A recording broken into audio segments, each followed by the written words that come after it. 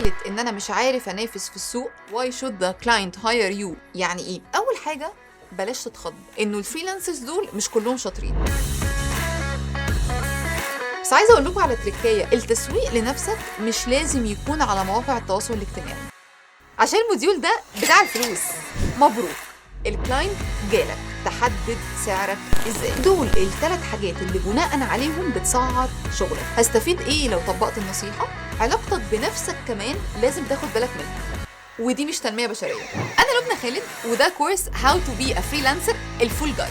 انا بقالي 8 سنين بشتغل في الفريلانس، والكورس ده عملت منه 27 راوند. اخرهم كانت السنه اللي فاتت GIZ استضافت الكورس ده وعملناه في 14 محافظه في مصر. كل ده واكتر هتتعلموه في الكورس في 11 ساعه متسجله. والخبر الحلو ان انا عندي برومو كود هيديك فيري سبيشال ديسكاونت.